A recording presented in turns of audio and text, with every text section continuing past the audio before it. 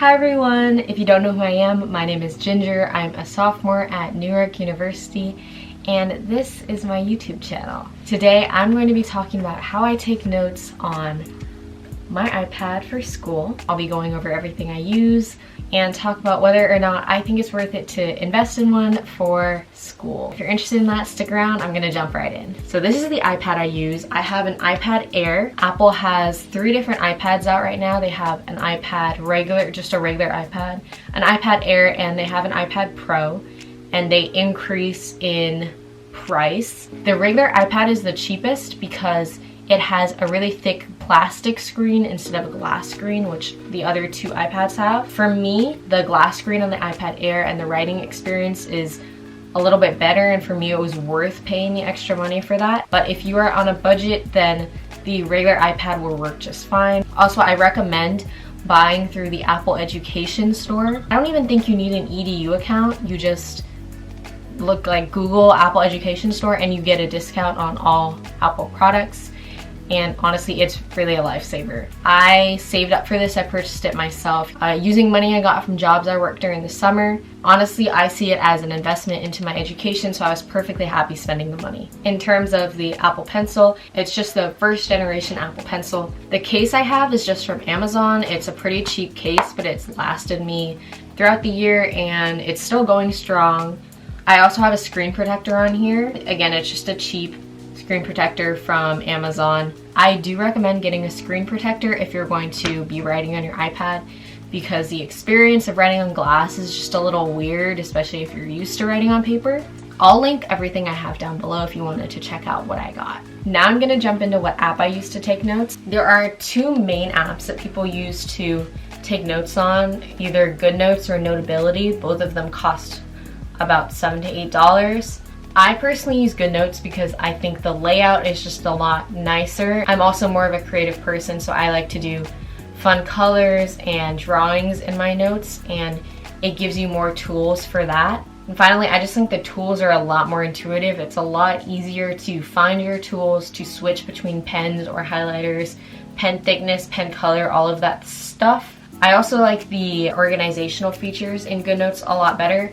As you can see, Goodnotes has these folder systems, whereas Notability has this sort of weird sidebar sort of filing of notes, which I personally don't really like. It's kind of confusing for me. I just prefer the folder system.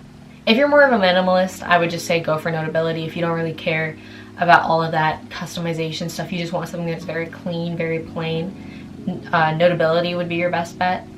If you want more customization, you like the folders, then Goodnotes. Now for the fun part, I'm going to show you how exactly I organize my notes in Goodnotes. So as you can see on my little home screen right here, I don't have a lot of folders out right now because I've kind of consolidated them down after the school year ended. So if we go into semester 1, you'll see that I took these 4 classes.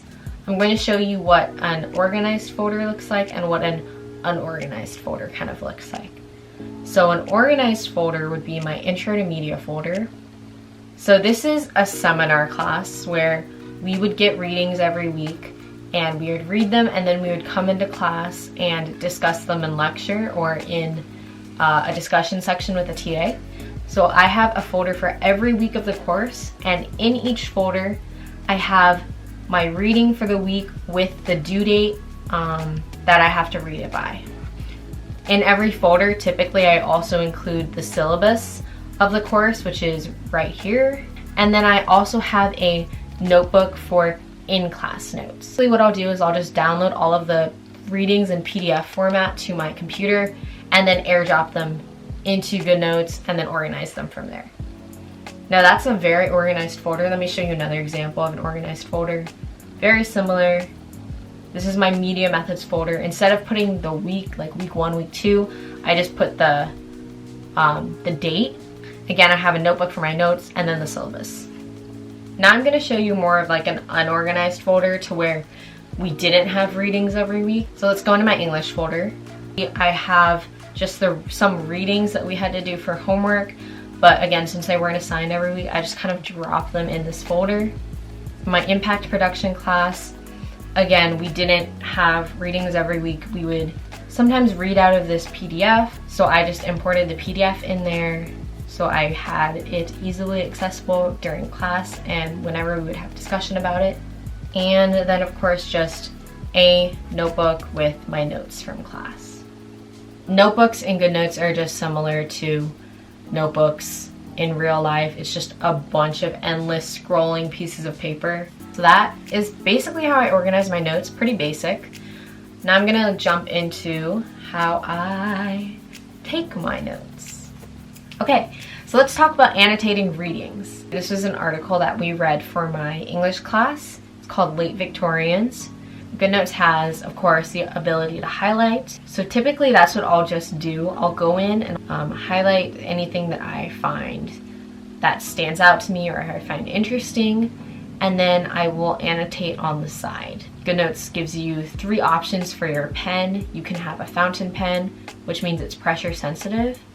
You can have a ball pen, which means it's not pressure sensitive. Or you can have a brush pen, which is very similar to a calligraphy brush. I'll just show you another example of annotated readings from my Intro to Media class. As you can tell, again, all organized into folders. Let's just pick week 5. Panopticism. This is actually a very interesting reading. Again, just highlighting, taking notes on the side, definitions. What's really cool is you can do a thumbnail view and you can look at every single page of the document. So this was a very long reading, almost 40 pages. Another pretty cool thing is you can bookmark pages and they'll show up in your favorites tab. You can also search for handwritten notes in the document. I just put make. It'll show me not only where the word make appears in the document itself, so the text of the document, but it'll also show me every single note that I made in my own handwriting with the word make in it. So that's very helpful because you can't do that in a paper notebook. I think we've pretty much covered PDFs and how I take notes on existing PDFs. Now let's talk about how I take notes on a blank sheet of paper. So I'm going to just create a new quick note. I'll hit the brush pen. You'll see on the right side of the screen, we have 3 different little color pots. And from here, you can change your pen color. You can do custom pen colors. Here, you can customize the pen thickness. Again, if you're using a paper notebook, you'd have to buy all of those different colored pens and things, which I definitely did, but this just makes it a lot easier. So what I'll do is I'll usually do like, oh, too big. Make my note number 1. So I'll put that at the top of the page, and then I will just take my notes going downward. Brush pen, ball pen, fountain pen. My personal preference is the fountain pen. I just think it looks really nice. You also have your eraser tool, your highlighter. You also have a shape tool, so you can draw different shapes and they'll automatically turn into those. I don't know why they're all turning into circles. Yeah, you can draw different shapes and they'll all turn into those shapes. This is a really cool function. It's the lasso tool, I guess. You can move things around. You can also copy them and paste them somewhere else. So copy, paste. You can also resize things, move them around, or you can take a screenshot and save to your photos. Let's go into some of my notes so you can actually see how I take them. Let's go to my French notes. This is just notes from class. I don't spend a lot of time trying to make my notes during class look cute. What I usually do is I will take notes in class that look really messy, really ugly, and then I'll go back, take notes on the book, review my notes, consolidate them, make them a little bit tighter, and that's when I go in with colors and things like that. I just wanted to show you in my French notes something that might be kind of cool. You'll see that I have photos in here. So you can also directly insert photos from the internet into your notes. You can see here I have the French alphabet and its pronunciation, the French numbers, taken directly off the internet and just put into my notes for extra reference. So you can really make your notes kind of like a multimedia type space. Again, let's go into my intro to media notes. I usually have my title at the top, and then I'll just use color to separate my notes into different sections. I think color is really good to help your brain differentiate between different parts. It just helps me and it motivates me to take notes if they look good. Okay, and then I think the last thing I just want to show you is something that I use a lot. On the iPad, you have the option to split your screen. Let's go back to the late Victorians reading. Let's say I wanted to read this and take notes in a separate document. So I just have to do a quick note, and then I hit this little split screen option, open a new window, and then I have them side by side so I can take notes and read at the same time. I can also screenshot stuff, save the image, and it'll be right there for me to import into my notes if that's what I want. So that brings me to the end of the video, to where I talk about whether or not I think it's worth it to purchase an iPad to take notes in college. My answer is yes, I do think it's 100% worth it, and I have 3 main reasons why. The first one is convenience. It's so much more convenient to just have all of your readings, all of your old paper material in one place on one iPad that you can carry with you at all times. It's a lot less heavy than carrying a lot of notebooks around. I save a lot of money not having to buy notebooks, not having to buy pens, not having to buy pencils.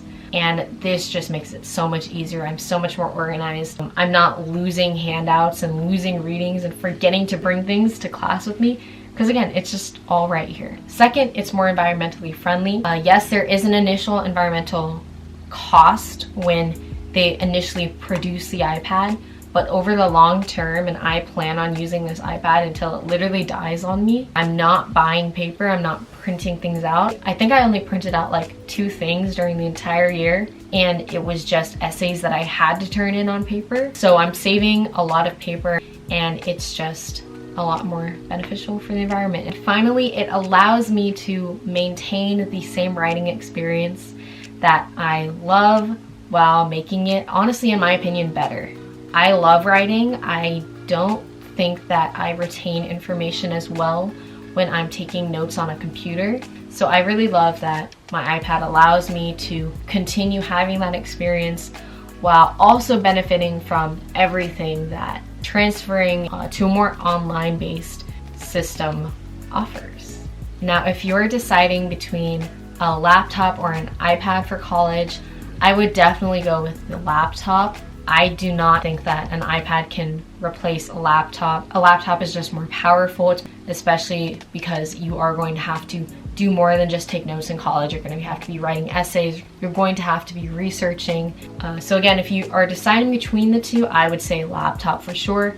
But if you do have the means to get both, I would highly recommend this for note-taking. Alright guys, so that was my how I take notes on my iPad video. If you liked it, go ahead, subscribe, like, ask me questions in the comments. I'm going to try and make at least 1 video a week. I will see you in the next one. Thank you so much for watching.